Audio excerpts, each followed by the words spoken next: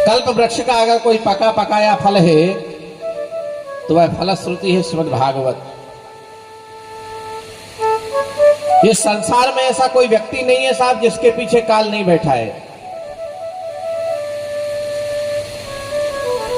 इस संसार में एक दिन सबको जाना है, ये मैंने कल भी आपको निवेदन किया था। और जाने वाला चला जाता है, उसके पीछे बहुत सी यादें रह जाती हैं जिनको याद करके आदमी जिंदगी भर रोता रहता है। यहां की यही कहानी है बस। सतत जितने लोग हैं वो सब काल के ग्रास हैं, चाहे वेद पढ़ने वाला हो, चाहे वेद पढ़ाने वाला हो, चाहे रोगी हो, चाहे डॉक्टर हो, चाहे धर्मात्मा हो, चाहे दुरात्मा हो, चाहे सत्य का साथी हो, चाहे असत्य का साथी हो, चाहे धर्म करने वाला हो, चाहे अधर्म करने वाला हो, एक दिन सबको मरना है। यहां का सत्य ही यही है साहब। एक नाली में कुछ कीड़े रेंग रहे थे, बारीक बारीक छोटे छोटे कीड़े थे, ऐसे कीड़े थे जिनके ऊपर किसी की नजर नहीं जाए, बहुत सूक्ष्म। और कीड़े नाली में ये सोच रहे थे कि हम तो बहुत छोटे, हमको कोई मारने खाने वाला नहीं है। पर उनके पीछे एक मेंढक बैठा था। मेंढक सोच रहा था कि नाली में उतर के इनको खा जाए। मेंढक ने सोचा मैं कीड़ों को खा जाऊंगा, लेकिन मेरा कोई काल नहीं है। पर मेंढक के पीछे सांप बैठा था। सांप ने सोचा मैं तो काल का काल हूं, मुझे तो कोई मार नहीं सकता है। पर विडंबना देखिए, सांप के पीछे मोर बैठा था, क्योंकि मोर सांप का ही भोजन करता, वो दूसरा भोजन ही नहीं करता।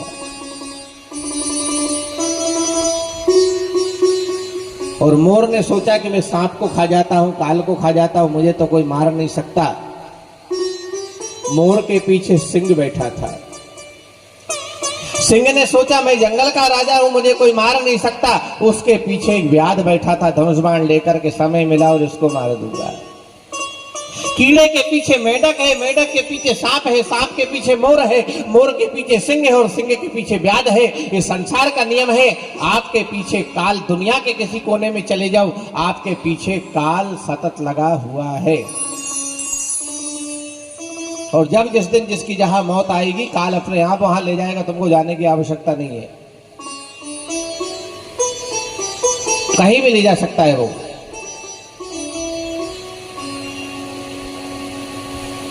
कहीं भी।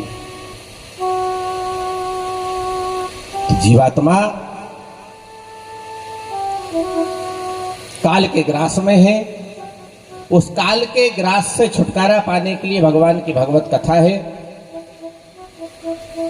उस कथा को श्रवण करते हुए आज दूसरा दिवस चल रहा है। भागवत की कथा में नैमिषारण्य तीर्थ में सौनकादिक 88,000 ऋषियों को सूत जी कथा सुना रहे हैं भागवत की।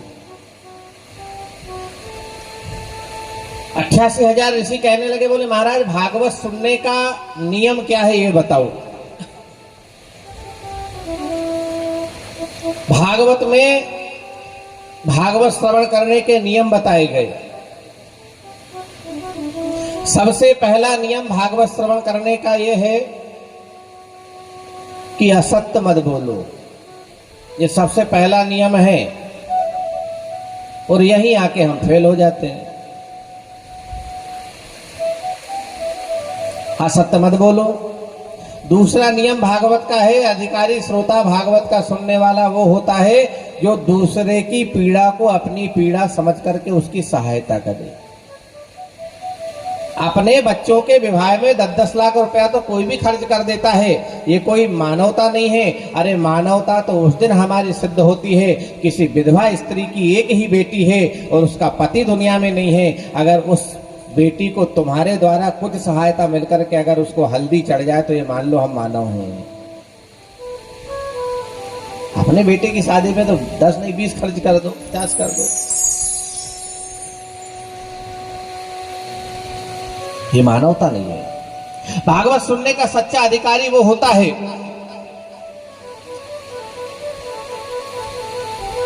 जो कथा व्यास को कथा व्यास समझे, मजदूर नहीं समझे। हाँ, भागवत का ये सर्वश्रेष्ठ नियम है, ये सब भागवत में लिखा है, घर से लिख के नहीं लाया मैं। हमारे लिए जितना हो जाए, जितना कर दिया जाए, वही श्रेष्ठतम है साहब। और कथा कराने के बाद भी अगर ब्राह्मण में दोष या किसी संत में, महात्मा में दोष देखा जाए और हमारी दोष दृष्टि हो जाए, तो फिर वो कथा सुनने का और 4-4 घंटा खराब करने का कोई अर्थ भी नहीं है। हमारी जो दृष्टि वो दोष मुक्त होना चाहिए। और जिस दिन हमारी दोष मुक्त दृष्टि हो गई, देखो भगवान में भगवान देखना बहुत सरल है। पत्थर की मूर्ति में भगवान देखना बहुत सरल है। किसी पत्थर के, पेड़ के नीचे कोई पत्थर हो, उसमें एक झंडा बांध दिया जाए और उसमें सिंदूर लगा दिया जाए, तो उसमें भगवान देखना बहुत सरल है। सबसे कठिन है दुनिया में आदमी में भगवान देख लेना। अरे इंसान में इंसान को अगर भगवान दिखाई दे गया तो फिर झंझट ही क्या है। एक गुरु ने अपने चेले से कहा, बोले सब में ब्रह्म देखो, सब में ब्रह्म देखो, A to Z, काल ब्रह्म।